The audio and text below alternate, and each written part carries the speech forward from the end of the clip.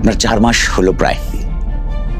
আপনার এই 4 মাস আর তার আগের 4 মাসের সময়টার মধ্যে যদি আপনি নিজে কখনো চিন্তা করেন কোন পর্বটা আপনার ভালো লাগে বা কোনটা খারাপ? খারাপ কোনোটাই না, খারাপ তো বলবো না, তো ভিন্ন। আগের ছিল আমার নিজস্ব জগৎ, সারা জীবন ধরে যা যা করে আসছি সেটার মধ্যেই ছিলাম, নিজস্ব আয়োজন, নিজস্ব চিন্তা, তর্ক বিতর্ক হয়েছে, সেটা আমার মতে করে আমি ট্যাকেল করেছি, যে কি আমার উত্তরগুলো দিয়েছি, আমি আমার মতে করে চলে গেছি। সেই একবারে আমার একেবারেই নিজস্ব জগৎ। এটা একেবারে ভিন্ন জগৎ, এটা আমার নিজস্ব জগৎ না। এই জগতে আমি কোনোদিন ছিলাম না, থাকার কোনো আগ্রহ ছিল না। এটার ডান বাম আমার জানা নেই, অনেকটা হাঁটিয়ে চলার মতো অবস্থা। কাজেই সেই ভিন্ন জগৎ, বাট এটারও একটা চ্যালেঞ্জ আছে। এটা আমাকে তারা আহ্বান জানিয়েছে, প্রথমে একটু সংকোচ করছিলাম যে এটা যাওয়া ঠিক হবে না, যেহেতু আমি জগতের মানুষ নই, কিন্তু তারা আমাকে পারসুয়েট করেছে যে এই পরিস্থিতিতে আপনার আসার দরকার।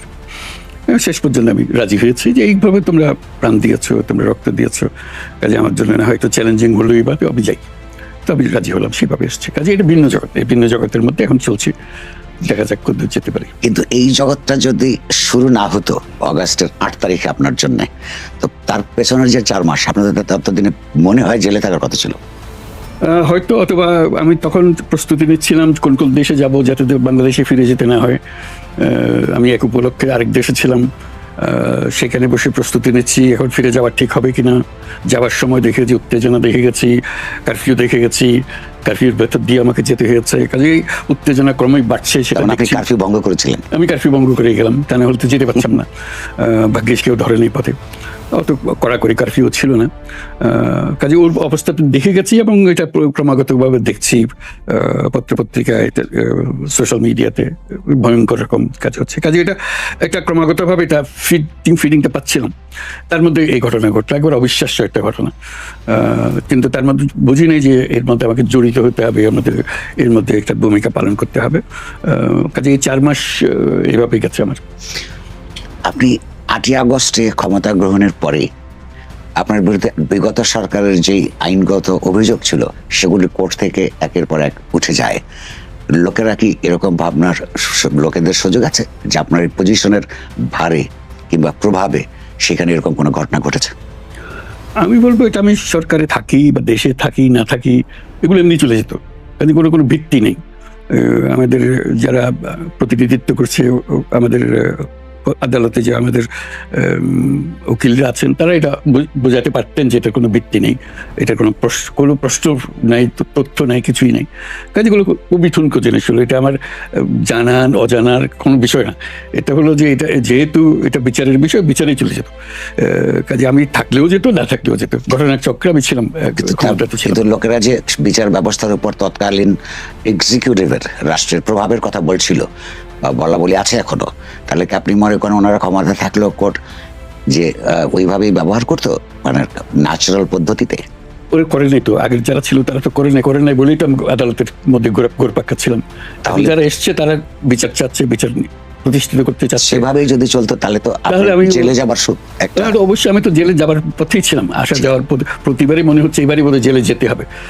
মাঝে মাঝে প্রস্তুতি নিয়ে গেছি যে হয়তো ফেরা নাও হইতে পারে, বা আমার সহযোগী যারা আছেন তারা তাদের আত্মীয় স্বজনকে বলে গেছে, তাদের জন্য আমি বলছি আমার কিছু করার নাই, যেমনি আছে হবে। আমি আমার ফ্যামিলিকেও এরকম কোনো প্রস্তুত করে যাইনি, বলছি যে রেখে দেবে, নিয়ে গেলে নিয়ে যাবে। আমি খুব সহজভাবে দিচ্ছিলাম যে এটা নিয়তির খেলা, এটা যেভাবে হবার হবে, এটা আমি প্রস্তুতি নিয়ে আমার কোনো কাজ নেই। যে বলে জেলে থাকলে তো এই করতে হবে, ওই করবো, এটা যখন কপালে আছে এটা আমি করে যেতে হবে।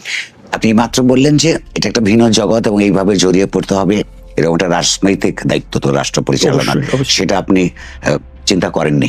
না। আপনি 2007 সালে যখন একটা পার্টি করতে গেছিলেন, সেই সময় তো এটা রাজনৈতিক কর্মকাণ্ড হিসেবেই চিন্তা করেছিলেন। সেখানে যদি আপনি কন্টিনিউ করতেন তো আপনাকে তো রাজনৈতিক দায়িত্বই গ্রহণ করতে হতো। সেটার কারণ ছিল যে এখানে কোনো রাজনৈতিক দল ছিল না তখন।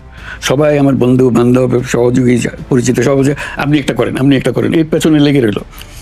আপনি ছাড়া পারবে না কেউ, এই যা যা বলে আর কি আশেপাশের লোকজন।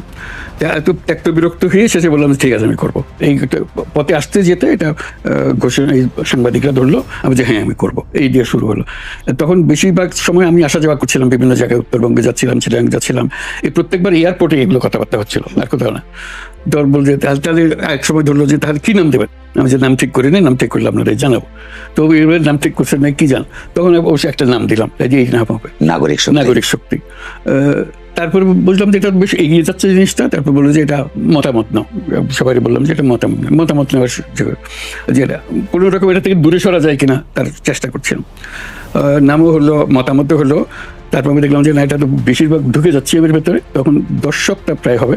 তখন বললো যে না ভাই আমি কোনো রাজনৈতিক দলও করছি না, কিছু না। কাজে আমার মাথার ভেতরে একদিন এই রাজনীতির মধ্যে দিয়ে গিয়ে ক্ষমতায় যাও এরকম কোনো পরিকল্পনা ছিল না। এটা দীর্ঘমেয়াদী জিনিস, এটা সাময়িক বিষয়গুলোকে রাজনৈতিক দল তো শেষ পর্যন্ত ক্ষমতার সঙ্গে সম্পর্কিত ছিল, কিন্তু তখন আমি তো আসলে রাজনৈতিক দল করতে চাচ্ছিলাম না, ঠেকা দেওয়ার জন্য এগুলো বলে যাচ্ছিলাম। বলতে বলতে এটা সবাই ধাক্কা দিচ্ছে, আপনাকে করতে হবে করে যাচ্ছিলাম। শেষে মনে করলাম যে না এটা বেশ গভীরে চলে যাচ্ছে, তখন মনে করলাম যে এখন একদম পরিষ্কার বলে দেয়, সবাই হতবাক হয়ে গেছে। আমি আমার বন্ধু বান্ধব বিরক্ত হয়ে ছেড়ে দিলাম, একটু বিরক্ত হয়ে ছেড়েছিলাম। যে আপনি আলাপ করেছিলেন বন্ধুদের সঙ্গে, কিছু করিনি, সেই জন্য আরো হতবাক হলো যে কিছু না বলে আপনি আমাদেরকে বললেন, আমরা পেছনে যে ঘুরলাম দিন ধরে, আমি মনক্ষুণ্ণ হবার কথা, খুবই মনক্ষুণ্ণ গেছে, খুবই মনক্ষুণ্ণ। তারা এখন কি আনন্দে আছে? তারা কাছে আসে না বলে আবার কোন দিকে নিয়ে যায় আমাদের। ওই নাগরিক শক্তির সঙ্গে যে ছাত্রদের নাগরিক কমিটির কোনো চিন্তা বা ভাবনার সম্পর্ক আছে? নাগরিক শব্দটা কমন আছে এটা দেখতেছি, তারপরে আমার সঙ্গে তার কোনো আলোচনা হয় না, তারা কোথা থেকে শব্দ পেলো না পেলো। এই শব্দটা যে কোনো লোক ব্যবহার করতে পারে, আপনার সঙ্গে কোনো পরামর্শ করেনি তারা? আপনি প্রায়ই বলেন, কয়েকবারই বলেছেন জাতীয় এবং আন্তর্জাতিকভাবে, যে ছাত্ররা আপনাকে এই জায়গায় নিয়ে এসেছে তাদের ম্যান্ডেটের কারণে। ছাত্র সমাজ হিসেবে 5ই অগাস্ট যেই পরিমাণ তারা সমন্বিত ছিল, সংগঠিত এবং একাকার ছিল, এইটা যদি বিভক্ত হয়ে যায়, তাদের উদ্দেশ্য সাধিত হয়ে যাবার পর, এই অর্থে যে ইমিডিয়েট উদ্দেশ্য ছিল তৎকালীন একটা স্বৈরতান্ত্রিক সরকারের পতন, তার পতনের পরে তাদের বিভিন্ন ছাত্র সংগঠনের বিভিন্ন রাজনীতি আছে, তারা যদি বিক্ষিপ্ত হয়ে পড়ে কিংবা তাদের স্বার্থের রাজনৈতিক স্বার্থের সংঘাত ঘটে, তখন আপনার ম্যান্ডেটটা প্রশ্নবিদ্ধ হবে না? এটা হলো অন্তর্বর্তীকালীন সরকার, আমি সেই সরকারের একটা অংশ, ওইটা হলো রাজনীতি। এই সরকারে আমি কতদিন আছি না আছি সেটা ব্যাপার, ওরা কি করছে, রাজনীতির কি ফল দাঁড়াবে সেটা ভিন্ন জিনিস। এটা একজন নাগরিক হিসেবে ওদের চিন্তা করতে পারে যে কি হবে না হবে, কিন্তু সরকার হিসেবে আমি আমার দায়িত্ব পালন করছি যতটুকু আমার সাথে খুলে। কিন্তু যেহেতু ওদের একটা, আমার প্রশ্ন হচ্ছে, সংঘবদ্ধ ছাত্র সমাজের ম্যান্ডেট ছিল, সেই সংঘবদ্ধতারা যদি বিচ্ছিন্ন হয়ে পড়ে, দুর্বল হয়ে যাবে, অবশ্যই দুর্বল হবে। এরকম সম্ভাবনা আপনি দেখেন?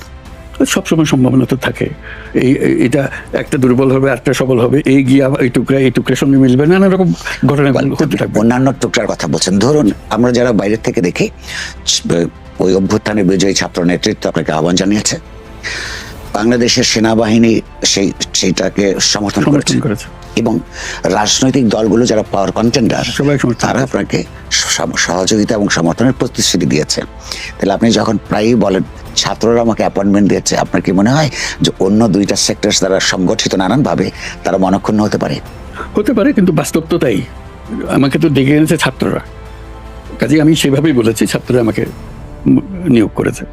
এখন সবাই মিলে এটা সমর্থন করেছি আমরা, সেটা হলো বৃহত্তর একটা জিনিস। কিন্তু ইমিডিয়েট ছিল যে আমার সঙ্গে কথাটা হচ্ছে ছাত্রদের সঙ্গে, যাদের সঙ্গে আমার কোনো পরিচয় নেই, তাকে জীবনে দেখিনি তাদের সঙ্গে আমার পরিচয়, সেইভাবে আমি কথাটা জানিয়েছি, আমার বাস্তবটা জানিয়েছি। আচ্ছা, তো আপনার মনক্ষুণ্ণ করার জন্য, কাকে আঘাত দেওয়ার জন্য ওরা দেয় নাই, ওরা দিয়েছে, ওরকম কিছু না, মানে প্রকৃত পরিস্থিতিটা। পাওয়ার ব্লকস থাকে তো, এই তিনটাই আপনার জন্য, দেশের মানুষের জন্য, আপনার সরকারের অস্তিত্ব চলমান থাকার জন্য জরুরি আমাদের মনে হয়। আপনার এই যে প্রধান উপদেষ্টা যে নাম, মানে নমেনক্লেচার অফ দ্য পজিশন, এইটা আপনি এগ্রি করলেন কেন? আপনি কাকে উপদেশ দেন? ওগুলো আমার মাথায় আসে নাই, থাকলে তবে নামটা কি উপদেষ্টা হলো না কি হলো, দায়িত্ব নিতে বলেছে, আমি দায়িত্ব নিতে। উপদেষ্টা তো একটা পজিশন, আমি জানি এক্সিকিউটিভ পজিশনের নাম না, উপদেষ্টা মানেই আপনি কাউকে দেন। আমি এগুলো ব্যাখ্যার মধ্যে যাই নাই, বলছে আপনাকে দায়িত্ব নিতে হবে এই সরকারের, আমি দায়িত্ব নিয়েছি, কি নামটা কি দিল না দিল, কোথা থেকে মনে হয়েছে? মনে হয়নি, কারণ বলছে যে এটা এই ধরনের পরিস্থিতি এই ধরনের নামই হয়, কাজে আমার চ্যালেঞ্জ করার কিছু নাই। দুইটা ভিন্ন, একজন চিফ থাকে, চিফকে অন্যরা উপদেশ দেয়, তাহলে আপনি উপদেশ দাতাদের মধ্যে প্রধান, কিন্তু কাকে? এটা চিন্তা করি নাই। আচ্ছা, আপনি যে মন্ত্রী পরিষদ তৈরি করলেন ছাত্রদের আহ্বানে, অন্যদের সমর্থনে, সেইখানে কি আপনার মন্ত্রী পরিষদ গঠনে পরিপূর্ণ স্বাধীনতা ছিল? পরিপূর্ণ বলবো না, এটা তো তাৎক্ষণিকভাবে হয়েছে, এটা এমন কিছু না চিন্তা ভাবনা করে করা হয়েছে। কাজে আমাকে যতটুকু বলা হয়েছে আমি সেটা করেছি, অন্য কারা কি করলো সেটা নিয়ে মাথা কামাইনি। পরামর্শগুলি কি এইসব সেক্টর থেকে এসছে আপনার কাছে, বা কোনো রেকমেন্ডেশন সে আর্মি থেকে, রাজনৈতিক না দলগুলো না না থেকে? না, এরকম ভাবে কিছু আসেনি। বলছে যে এরা এরা আছে, আপনি কারে কারে দেবেন। আচ্ছা ওভাবে এসছে। আচ্ছা, আমি তো তাৎক্ষণিকভাবে যে কজনের নাম বলে যে শপথ গ্রহণ করতে হবে আগামীকাল, এরকম অবস্থা বা সেদিনই, তাই আমি বললাম যে আমার পরিচিত যার নাম ছিল সেগুলো দিয়ে দিস। আপনার কাছে কি খবর নিশ্চয়ই আছে, বা আপনার এজেন্সিস গুলো এই খবর কি দেয় যে আপনার সরকারের যারা সদস্য, তাদেরকে অন্তত দুটো ক্যাটাগরিতে জেনারেলি ভাগ করা যায়। এক পক্ষের ব্যাকগ্রাউন্ড হচ্ছে এনজিওস, ও সেখানে আপনার ব্যাপারে একটা সমালোচনা আছে যে চিটাগং এর লোক বেশি, বিকজ আপনার বাড়ি চিটাগং। আরেক পক্ষ হচ্ছে ঠিক আন্দোলন সংগ্রামের মধ্যে গণতন্ত্রের জন্য লড়াইয়ে অনেকেই অনেক দূরবর্তী ছিলেন। এই তাদের কারণে এখন ঠিক স্টেট ক্রাফট পরিচালনার ক্ষেত্রে অভিজ্ঞতা না থাকার কারণে কিছু সমস্যা হচ্ছে। এই কথাগুলো কি আপনার কানে আসে? সবসময় বলা বলি হয়, সবাই বলছে, কাজে কানে না আসার কোনো কারণ নেই। আপনি কি মনে হয় বিব্রত হওয়ার কোনো কারণ নেই, এভাবে তাই হয়েছে, সেভাবেই হয়েছে। নানা জায়গা থেকে এসছি, আমরা এসছি, আমারও তো কোনো অভিজ্ঞতা নেই, কাজে ওদের দোষ দেবো কি করে? আমাকে যে দায়িত্ব দিয়ে, দেশ চালানোর দায়িত্ব দিয়ে, তো বিন্দুমাত্র অভিজ্ঞতা নেই। আমি তো কারো কোনোদিন এই ধরনের কাজে ছিলাম না। আমি যদি পারি ওরাও পারবে, এটাই আমার ভরসা ছিল। আপনার তাদের পারফরমেন্স নিয়ে আপনার কেমন? আমার নিজের পারফরমেন্স নিয়ে আমার সন্দেহ, ওদের পারফরমেন্স নিয়ে কি জিজ্ঞেস করবো? কিন্তু আপনারটা তো অন্যরা বলবে। আমি বলবো, আমি দেখছি তো। আপনি কি আপনার পারফরমেন্স নিয়ে সন্তুষ্ট? না, বলছি যে আমার তো সেই কোয়ালিটি নাই যে করার জন্য যেটুকু দরকার ওটুকু নাই, যতটুকু সাধ্য মতো করি, যদি লেগে যেতে ভালো, না হলে আমাদের কপাল খারাপ। রাজনৈতিক দলগুলোর সঙ্গে যেই পরিমাণ সমঝোতা এবং যোগাযোগ থাকা দরকার বলে পত্র পত্রিকা বা অন্যান্য যাদেরকে আমরা বলতে শুনি, সেই পরিমাণ সমঝোতা এবং যোগাযোগ কি আপনার আছে বলে মনে হয়? আমাদের কাছে মনে হয় কিছুটা দূরত্ব আছে। আমার কাছে মনে হয় অবিশ্বাস্য রকম সমঝোতা, আত্মীয়তা, ঘনিষ্ঠতা আছে। এটা আমার একটু অবাক লাগে। কাগজে পত্রে দেখি তারা কি একজনের বিরুদ্ধে একজনের একটু কথা বলে, তুই যখন সামনে আসে সবাই কি আন্তরিকতার সঙ্গে কথা বলে, আমার কাছে অবাক লাগে এগুলো। মনে বড় সাহস লাগে যখনই কথা বলি, ব্যক্তি হিসেবে যখন রাজনৈতিক দলের কার সঙ্গে কথা বলি, অন্যরা কেউ নেই, এক আসে, কিন্তু কি আন্তরিকতার সঙ্গে কথা বলে, কীরকম সমর্থন নিয়ে কথা বলে, আমি অভিভূত হয়ে যাই যে এত সমর্থন থাকা সত্ত্বেও এই দেশ চলছে না কেন। এর মধ্যে মাঝে মাঝে আবার এগুলো কাগজে পত্রে এরকম কথাবার্তা হয় কেন, এই দূরকম কেন, ব্যক্তিগত হয় আপনার? এটাও তো রাজনৈতিক কত কিছু অঙ্গভঙ্গি আছে বলে, যেগুলো চালু হয়ে গেছে। এভাবে কথা না বললে এটা রাজনৈতিক নেতা বলে মনে হয় না, ওইভাবে ওই শব্দে কথা বলতে হয়, সুরে কথা বলতে হয়, টেলিভিশনে গেলে ওই কণ্ঠে কথা বলতে হয়, কিন্তু যে মাত্র ব্যক্তি হিসেবে কথাবার্তা বলেন, বলার সম্পূর্ণ ভিন্ন। কাজে সেটার আন্তরিকতা এবং সেটার ঘনিষ্ঠতা আমাকে অভিভূত করে, প্রতিবারই আমার এখানে অভিভূত করে।